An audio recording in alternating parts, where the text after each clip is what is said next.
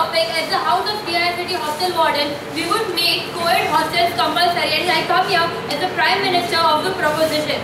Okay, first of all, our burden of proof will be, during the entire course of our debate, will challenge the status quo of the conservatism existing in the society by showing you what are the benefits of this co-ed hostel and how we will check and balance the negative aspects as well. Let me explain you the structure.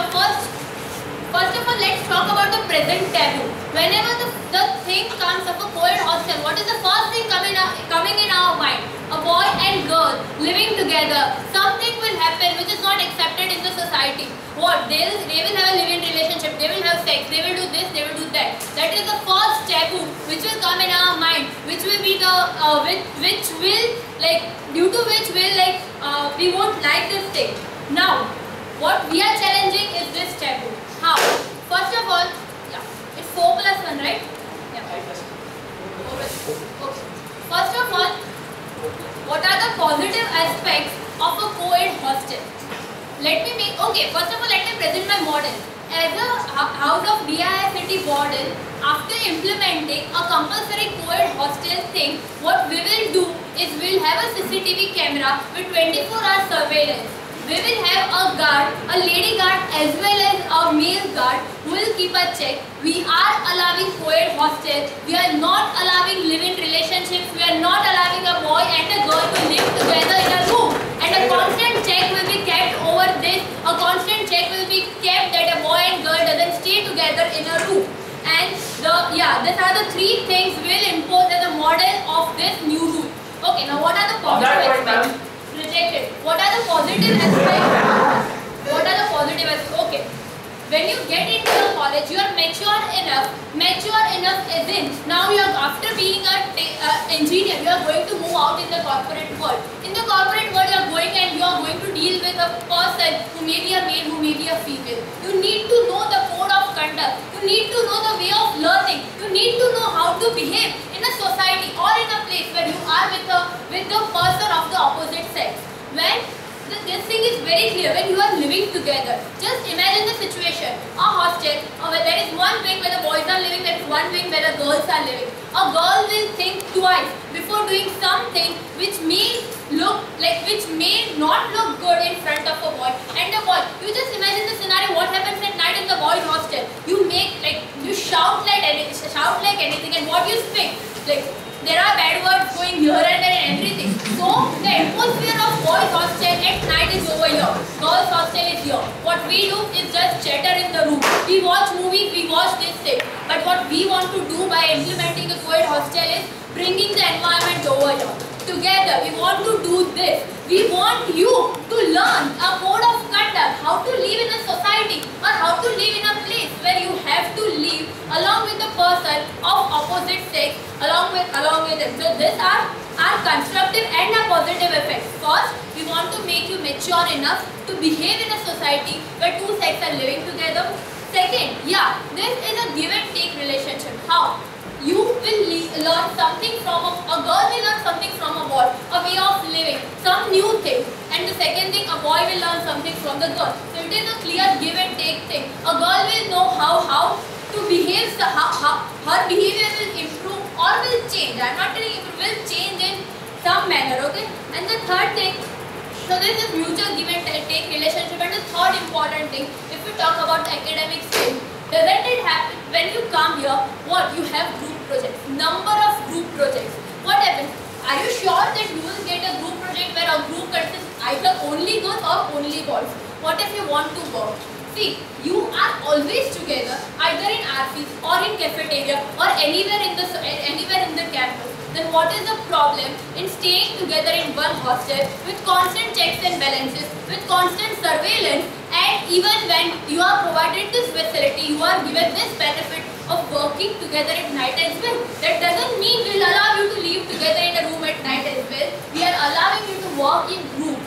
So these are the benefits. Now what comes in your mind? This will happen, that shit will happen. But no, if it had to happen, it can happen anywhere in the campus or outside the campus. No one is anywhere telling you don't go out of the campus. You can go out, you can do out entry. A boy can go out anywhere, anytime, whatever.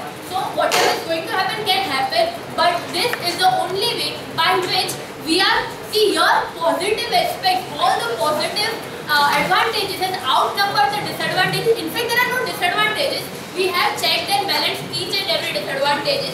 So I strongly propose that this idea of compulsory co-ed hostel will help in achieving all the benefits which I mentioned and will give you a better learning environment, a better environment when you are on the stage of the life where you are growing up, you are learning different codes of your conduct. When you are going to go in the corporate world, this will help you in your better growth and in the betterment of your college life and everything, along with will surely make sure that checks and balances, the CCTV surveillance, the discipline is totally maintained. With this, I rest my case and I strongly propose our case. Thank you.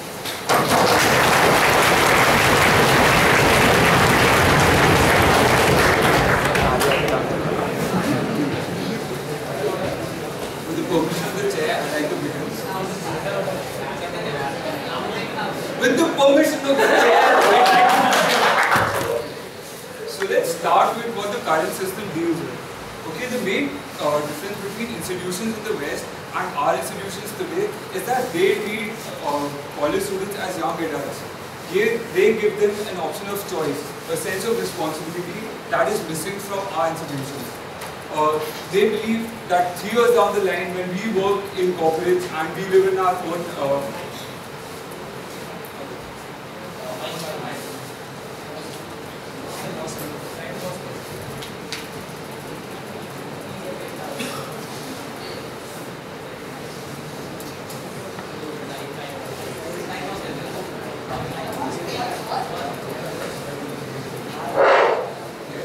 Can you hear me now? Okay. Yeah. If we compare the institutions in the West to the institutions in India, the main difference is that they give their students an option of choice, a sense of responsibility about their careers and their life. They believe that 3 years down the line, when you live in apartment complexes and work in a company, you will not only have to deal with technical issues but also interpersonal issues, including gender issues. So what better time is it than to address these in college life? A time when you are already legally adult and you have the maturity to take your own decisions in life. On this we agree with the differences between the Western and the institutions in India. So now we move on to why are we talking about co-eds anyway. And again, we agree with everything they've said, okay? Mostly everything except for them enforcing the compulsory part of co-ed hostels.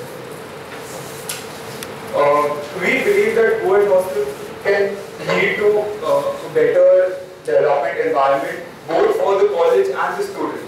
Now, one of the main reasons that they did not address was gender issues. Allowing co-ed hostels as an optional choice, which is what we believe, rather than enforcing it compulsorily, will bring the girl child and the boy child on par, which is the talk of today. Because girls are perceived in society to be inferior to guys. They have a gender issue associated with them, and we believe that equalizing co-ed hostels would tackle that issue really well. But the main problem here is not the present system and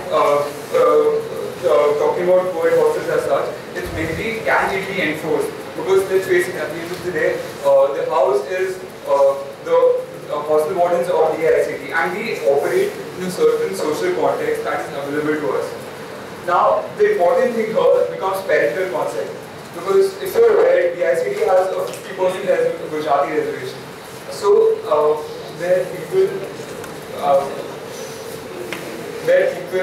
come from various walks of life, and all the parents may not necessarily agree with their children living in poor hostels. It might even make them afraid because it does not appeal to their sensibilities. So, if parental consent is given, we believe that we should make co-ed hostels compulsory. We could construct 3 hostels, one for guys, one for girls, and one which is a co-ed hostel. Now, the main issue that the main point of conflict in this debate is not whether co-ed hostels should be made compulsory or can be made compulsory, or whether it effectively tackles the problems of making the students better citizens of tomorrow. It's the burden is on them to prove the issue of parental consent, whether all the parents should be able to achieve that parental consent for us. And this is the base on which we would like to base our debate on. Thank you.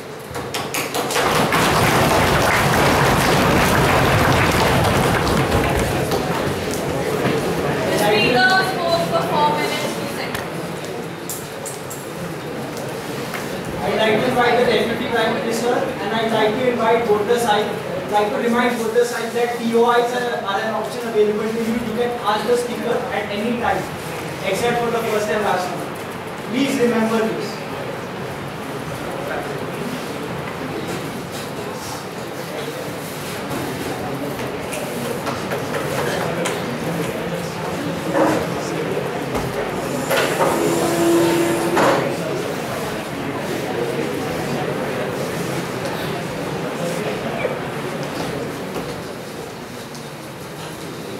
Mr. Speaker, sir, the worthy opposition has agreed whatever you spoke. They came up with an argument that 50% of students in DICT are Gujaratis and they are very conservative. Is that true?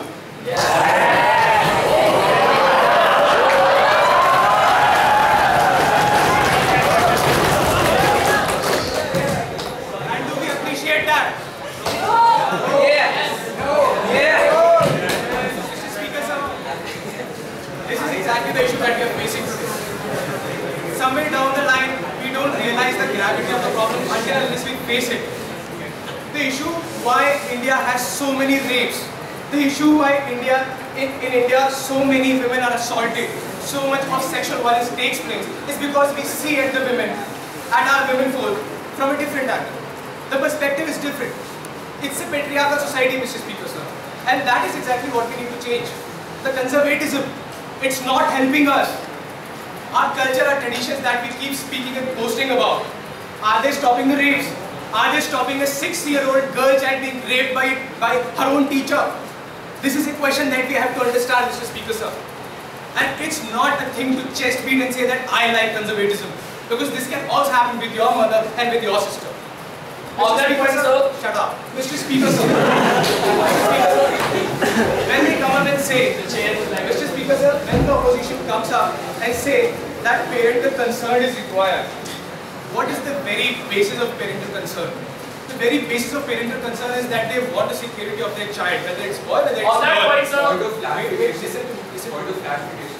I said consent. They want parental consent, right? Parental consent. Why we require parental consent? Because the parent is caring for their ward. Now the issue over here is, are their girls safe when the hostels are different? Mr. Speaker, sir, what happens outside the gates of DICT, nobody knows. There are still cases in DICT which we observe that people have been expelled out of the institution because of certain cases. That is still happening. Why? Because still we are unable to tackle the real problem, that is how we treat the women. And how do we treat the women? By making people realize that this is a liberal atmosphere where your daughter and where your son will be taught up in an atmosphere where he will realize that what is the true essence of education, of growing up, of learning. Mr. Speaker, sir, as my Prime Minister came up and she very elaborately said that the entire debate, even from the side opposition and from here, stops on this particular notion that there is a possibility that a sex may take place. We do not consider that as a possibility at all, because the checks and balances, Mr. Speaker, sir, that we said will completely remove such a possibility. What checks and balances did we say? Let me reiterate it. Mr. Speaker, sir, we said that there will be 24/7 CCTV surveillance. There will be female as well as male wardens continuously supervising the hostel, the wings. On that point, sir. Wait, listen to me. And at the same time, the positive benefits which my Prime Minister elaborated were completely outnumbering the not existing negative aspects. The positive aspects is this, Mr. Speaker, so that we need to grow in a liberal atmosphere so that we unless we engage in an activity of mutual give and take. I learn from you, you learn from me. This is exactly what happens in DICT currently as well. I mean, this happens in RC, this happens in cafe. Why are we not allowing it to happen in rooms? Because of some kind of a misplaced ideas situated inside our brain that we engage in sex. This is why this is the fear and insecurity with which we live in. And this is the insecurity that we have to tackle. And the moment we will tackle the insecurity, there will be true education, which I believe is the objective of this college. Now, Mr. Speaker, sir, moving on. As she said, as Dhruvi said, that there are several group projects which the boys and the girls have to put together. I mean, people gathered over here might not be knowing that when the examinations approach, there are multitudes of boys running after a girl just to teach them. And that happens in our field, that happens in cafe. What we are allowing is that we are not making them resort to such an activity for the last day. They can continue such an activity for the entire period of their academic curriculum. Each and every day they can sit together, they can discuss. And Mr. Speaker, the most important thing. Let's be realistic. For how much amount of time do you stay in hostel? You have lectures, then you have labs, then you have your tutorials, then you eat out and you play soccer, then you go to RC. RC closes at 12, and after 12, people sleep. Let's be realistic. After 12, you are so tired, you sleep. Now the diversion, Mr. Speaker, happens. The deviation, Mr. Speaker, happens when some people don't go to RC, they start playing games, and they play it an entire night. And what happens? Next day, they forget going to lecture, their eyes are all red, they have big bellies. So Mr. Speaker, the idea is this, that when a girl is also staying in the nearby wing, both the boys and the girls will be disciplined.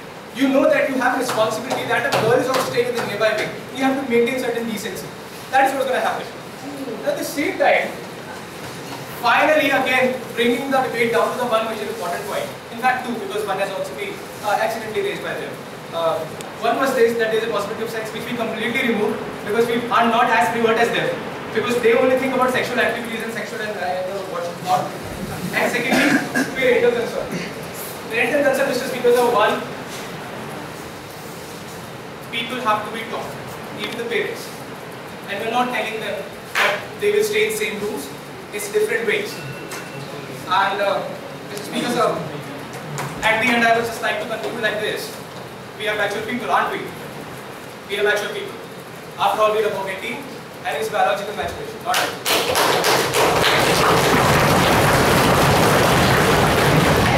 I appreciate you do not bang for the next half hour because there are professors down, so it's just a little concern. So audience, please don't bang on the tables. We can bang on it. We can clap and you can clap, don't bang on the table or on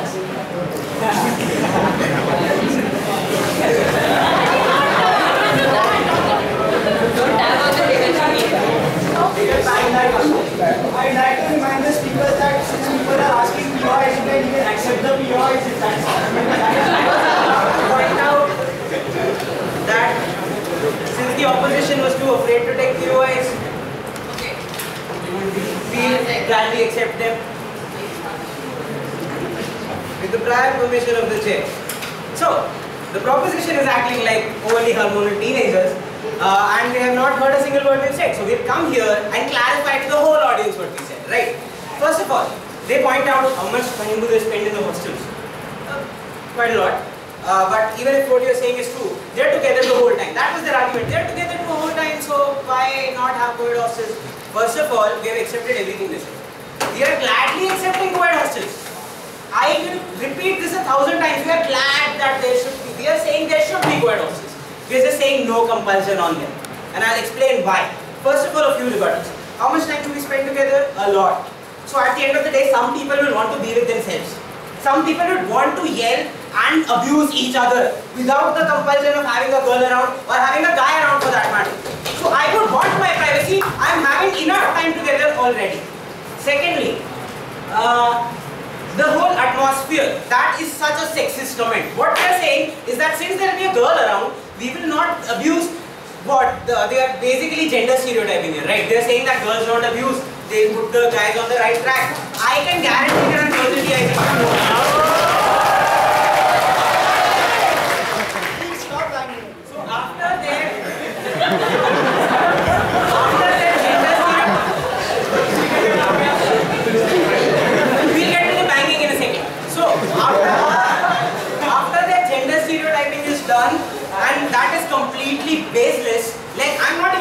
argue on that anymore. It's done. Now, the other thing they raise is that atmosphere will change, and for that we'll what? Louder? Okay. The atmosphere of the DICT will change, right? I think it's a great atmosphere. It's a liberal atmosphere. The best part of DICT is the freedom it offers, and that as a warden I know that. And what they are saying is that we'll put CCTV cameras in the bloody bathrooms. That is what they want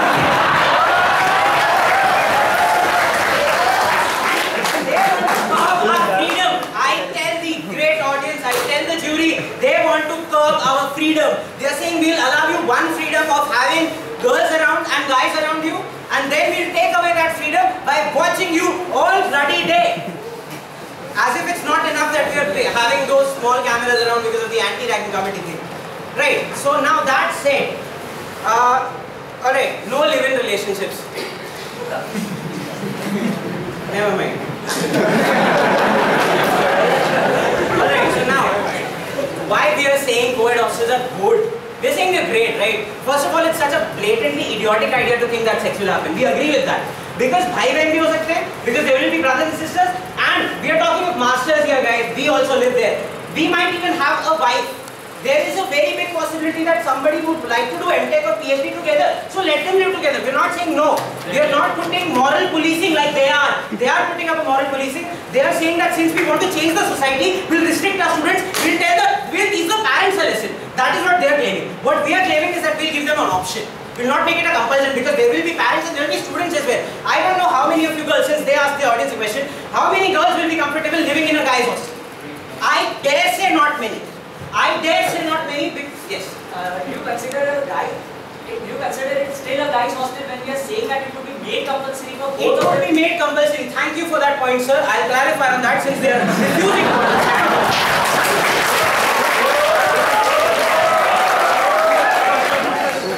Since my worthy proposition refuses to understand, since it will be made compulsory, even the guys and the girls will be shy to live together, and that is no problem, right? We cannot enforce this on people.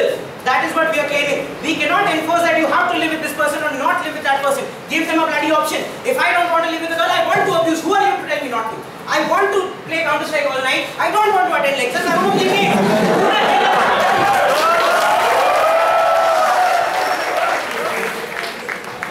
What we propose is very simple. We do not do moral policing. However, we are all in favor of having that freedom there. We are all in favor of getting two sexes together so that they know how to behave when they go out in the real world. We accept all their arguments. We say let there be a co-ed hostel. Let there be a central co-ed hostel and a girls' hostel and a boys' hostel. For those who want to live in the boys' hostel, they can go ahead. Girls, go ahead. For those who are okay with living together, parental consent, which is very important because at the end of the day, they are the ones who are sending you here. It is our responsibility as the college warden. I am not a hormonal teen. I am the warden of the bloody college. I have to decide in terms of the whole college and their parents and the people who are paying me fees. So I will decide that there will be an option.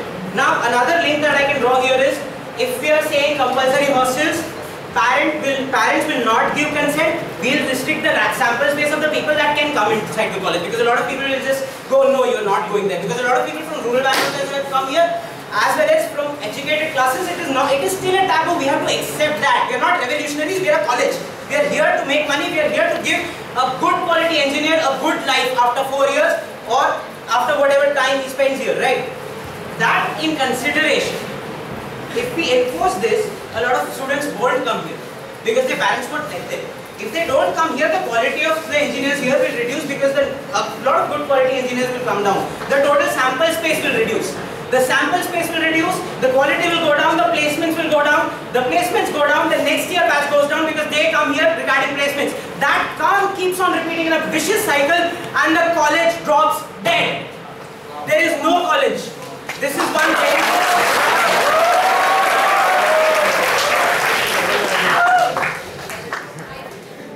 How much time do I have? So with that, I beg you to consider this optional freedom. That is all we propose. We are for freedom, they are for change.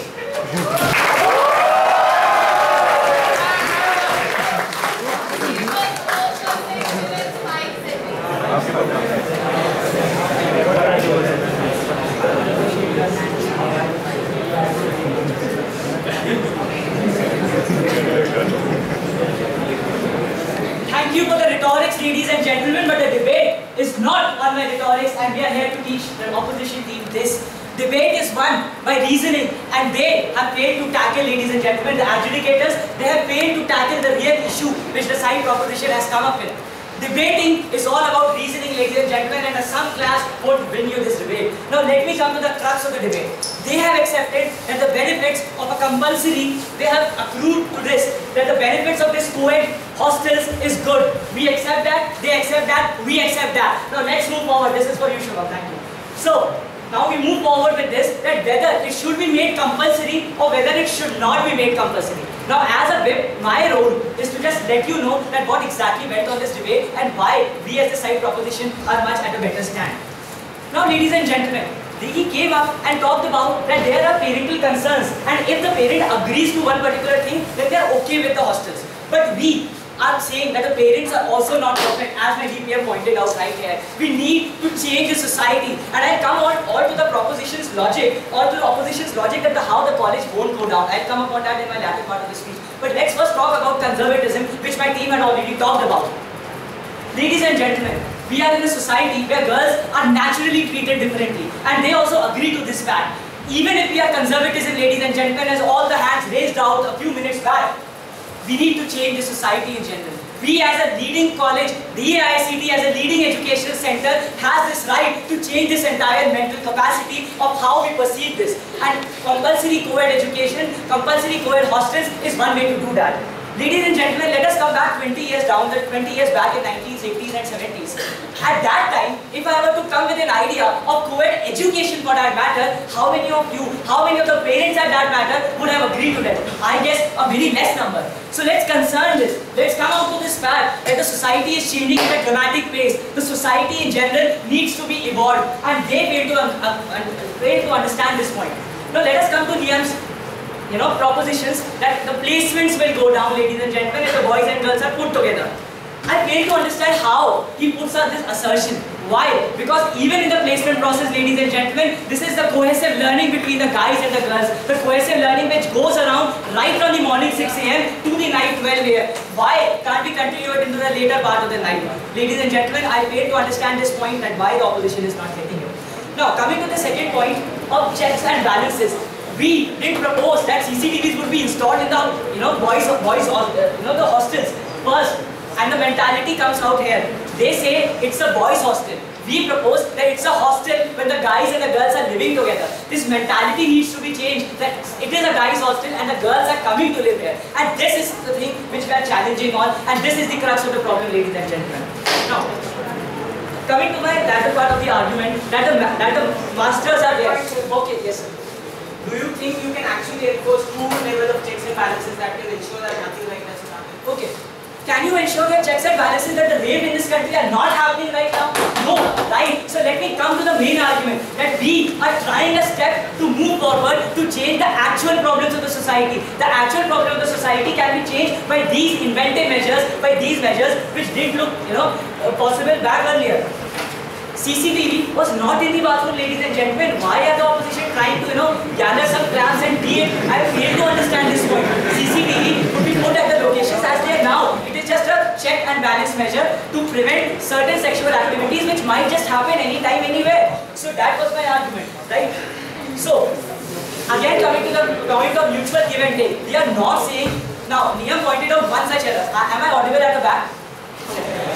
So Niam pointed out one such error, that since we are with the girls all the time, we want a break, ladies and gentlemen. And as people are pointing out, we are not saying that the girls are very decent creatures and we as boys will, just learn from them. We are talking about the mutual give and take, ladies and gentlemen. If there is a girl living with you on the floor, it is not the case that you cannot shout at all. It is just the case that you might shout sometimes and you would preserve that decency over the period of time. And that is what we teach in education. Education is not only about placements as you told about. Education is more about how your mind evolves, how your overall character grows, and how you fare in life. It is not only about placements and committee or SPC for that matter, ladies and gentlemen. This Niam is the part of.